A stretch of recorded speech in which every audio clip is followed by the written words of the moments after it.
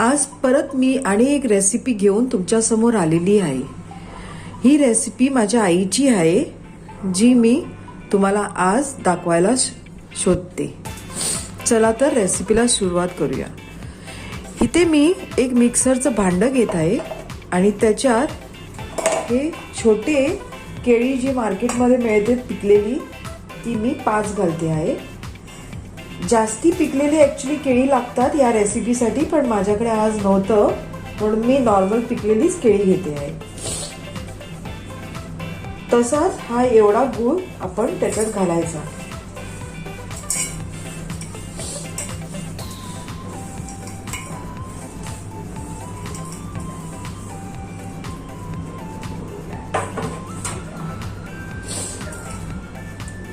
आणि हे आपण मिक्सर मधून छान पैकी थोडं पाणी घालून प्युरी करून घ्यायची।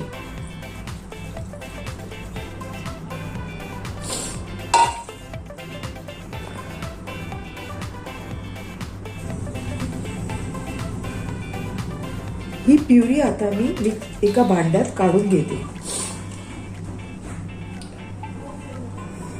फ्रेंड्स, माझ्याकडून थोडे केळ्याचे तुकडे राहिलेले आहे, तुम्ही पाहू शकता। ते मी परत एकदा बारीक करून घेते, कारण ते बारीक होणं फार गरजेचं आहे, नाहीतर ते बन्स मध्ये म्हणजे चांगले पिठात मिक्स होऊन नाही येणार। सो मी आणि एकदा हे वाटून घेते।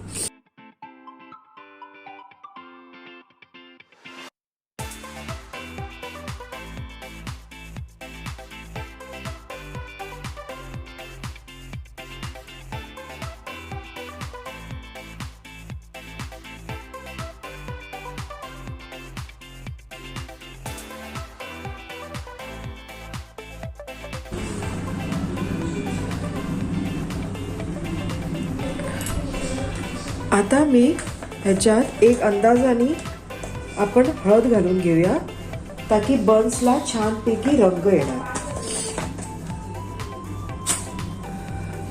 तसंच मी 1-1.5 चमचा जिरं घालून घेते।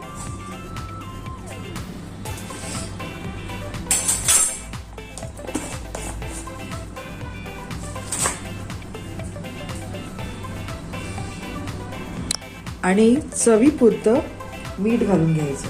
मीठ थोडंसंच घालायचं, जास्ती घालायचं नाही, कारण हे जरा गोड लागायला पाहिजे चवीला। थोड्या थोड्या ठिकाणी अर्धा गूळ अर्धा साखरही घालतात, पण मी पूर्ण गुळाची करते आहे। आणि तसंच ह्याच्यात थोडं तेल घालायचं। आता हे मिश्रण सगळं आपण मिक्स करून घेऊया।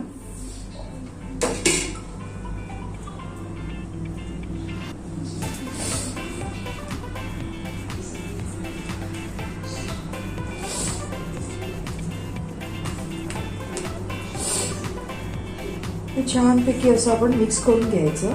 आणि ह्याच्यात आपण आता सोडा खार घालणार आहे। सोडा पावडर घालायचा किंवा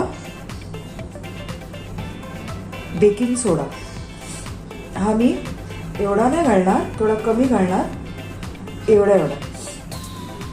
त्याच्या गुठल्या असेल तर आपण मोडून घ्यायच्या पहिलीच, आणि आपण ते छानपैकी मिक्स करून घेऊया।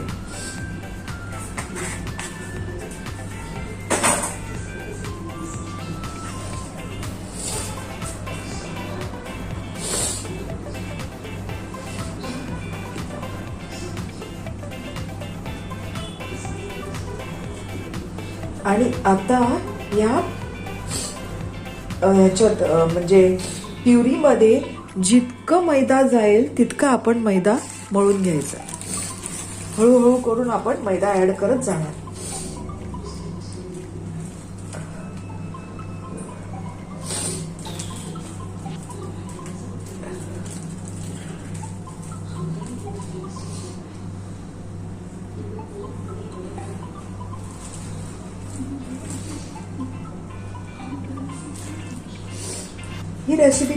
ही सुद्धा रेसिपी तुम्ही मुलांच्या टिफिनसाठी बनवू शकता। कारण हे आदल्या दिवशी आपण करून ठेवलं तयारी तर सकाळी करायला जरा सोपं जातं. आणि ही रेसिपी किमान पीठ मळल्यानंतर 8 तास ही मुरावी लागते, म्हणजे ते बन्स छान फुलून सकाळी जेव्हा आपण फ्राय करतो ते छान टमटमीत फुलतात. त्याच्यासाठी ही म्हणजे तुम्ही आदल्या दिवशी करून ठेवतात तर आपल्याला बरं पडतं. सकाळी मुलांना टिफिनमध्ये पट करून फक्त पुऱ्या लाटायच्या, तळायच्या आणि द्यायच्या.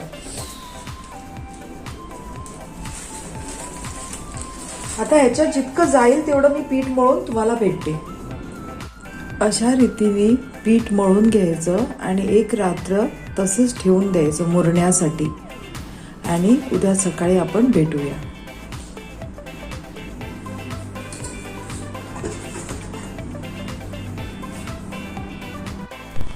हॅलो फ्रेंड्स, जी रेसिपी मी काल तुम्हाला दाखवलेली, जिथे मी मैद्याचं कणिक भिजवून ठेवलेलं होतं, ते मी आज सकाळी कंटिन्यू करते आहे. आता मी सर्वात प्रथम कढईमध्ये तेल घालून गरम करायला ठेवते.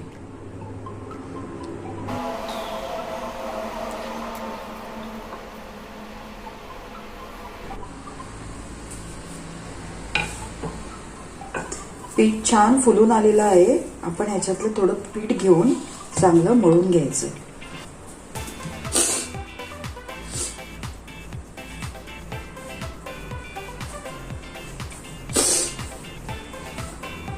मी बहुतेकदा किचन प्लॅटफॉर्मचाच वापर करते, कारण माझ्या आईचा हॉटेलचा बिझनेस होता, तर मला लहानपणापासून आम्हाला किचन प्लॅटफॉर्मचा चपात्यांना किंवा समोसे करायचे असेल किंवा काही असं जे म्हणजे आपण काम करतो लाटून, ते सगळं आम्ही किचन प्लॅटफॉर्मवरच करत होते. त्याच्यामुळे ती मला आताही ती मी तशीच करून वापरते. मला पोलपाटाची गरज पडत नाही. आणि एक पद्धत मी गोळे करायची तुम्हाला दाखवते, जिथे पटापट गोळे होऊन जातात. अशा रीतीने आपण गोळे केले तर ते पटापट गोळे होऊन जातात घाईच्या वेळेला, कारण एकदा गोळे करायलाच टाइम नाही तर जातो.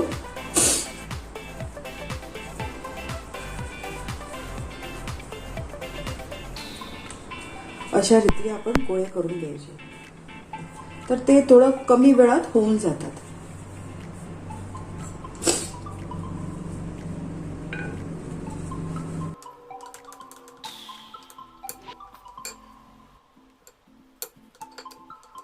एकदम पातळ नाही आणि एकदम जाड नाही, नॉर्मल आपण लाटून घ्यायची.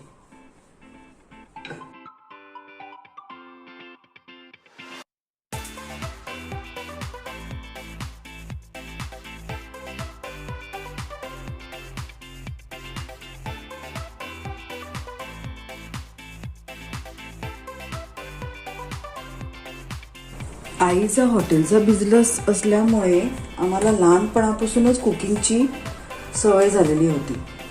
तर आता लग्न झाल्यानंतर मला तेवढा त्रास झाला नाही, कारण आईबरोबर किचनमध्ये लहानपणापासूनच आम्ही वावरत होते. त्याच्यात मी एकुलती एक मुलगी, तर सगळी जी काय मदत करायची ती मीच करायची.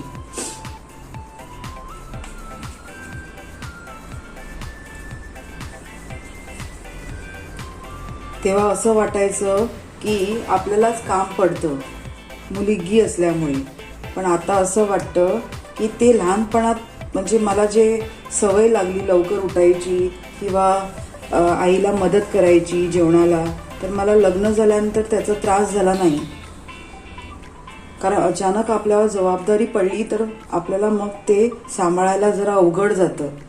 तर माझ्या बाबतीत तसं घडलं नाही. भलेही मला त्या वेळेला असं वाटत होतं की मला काम खूप पडतं आहे, पण कदाचित ते माझ्यासाठी आता योग्य ठरलं. कारण आता नवऱ्याकडून सुद्धा आम्हीच म्हणजे न्यूट्रल फॅमिली आहे. माझे सासू सासरे माझ्याबरोबर राहत नाही. आम्ही आणि आमची 2 मुलंच राहतो. तर त्याच्यामुळे आता मला ते सगळं स्ट्रेस हँडल करायला जरा सोपा जातो. तुम्हाला तर माहिती आहे की धावपळीत आपल्या म्हणजे स्ट्रेस लेवल वाढतो. तर आता मला तो प्रॉब्लेम होत नाही. तर कधी कधी आपल्या आयुष्यात अशा प्रसंग येतो की आपल्याला असं प्रश्न पडतो की आपल्याच बाबतीत असं का होतं. तर असं न समजता आपण असं समजून घ्यायचं की आपल्याला अगोदरपासूनच ट्रेनिंग मिळते आहे.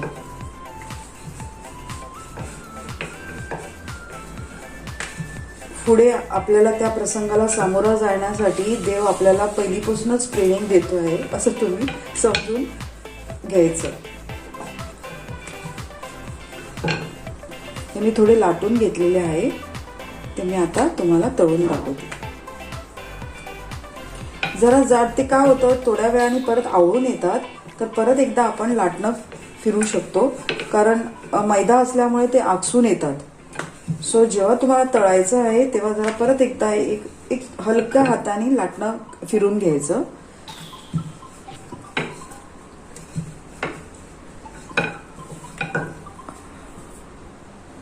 इथे गॅसवर तेल चांगलं कडक झालंय का बघते. तुम्ही बघू शकतात घातल्याबरोबर पिठाचा गोळा पटकरून वरती आला. आता मी फ्राय करायला घेते. गोव्याला ही डिश बन्स ह्या नावाने ओळखली जाते आणि लहान मोठ्या हॉटेलमध्ये मिळतेच. हे तुम्ही गव्हाच्या पिठाचे सुद्धा करू शकतात, पण माझा अनुभव असा आहे की ते तेवढे चांगले होत नाही जसे मैद्याचे होतात. तर तुम्हाला जसं म्हणजे समजा तुम्हाला गव्हाचं पीठ वापरायचं असेल तर तेही करून तुम्ही वापरून बघू शकता. जर तर तुम्हाला आवडलं असेल तुम्ही तशा रीतीने सुद्धा करू शकता.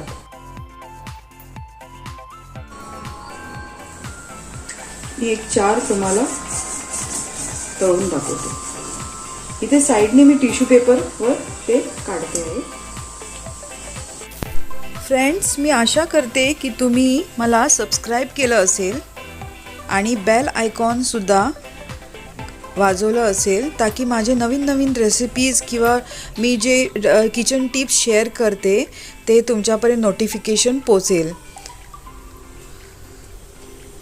फ्रेंड्स, तसंच जास्तीत जास्ती हा व्हिडिओ किंवा माझे व्हिडिओज जे अपलोड केलेले आहे ते फ्रेंड्सबरोबर शेअर करा आणि ज्या काही रेसिपीज मी तुमच्याबरोबर शेअर करते आहे ते नक्की करून पहा.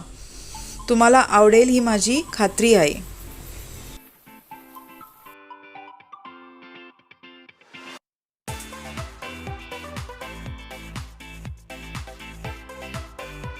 अशा करून मी बाकीच्याही तळून घेते.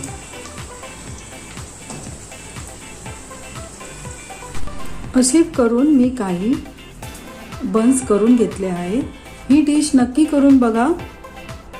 मला खात्री आहे ही डिश सुद्धा तुम्हाला आवडेल आणि मुख्य म्हणजे सकाळच्या वेळेला हे पटकन मुलांना आपण देऊ शकतो. चला तर भेटूया अनेक व्हिडिओमध्ये किंवा नेक्स्ट व्हिडिओमध्ये. Thanks for watching.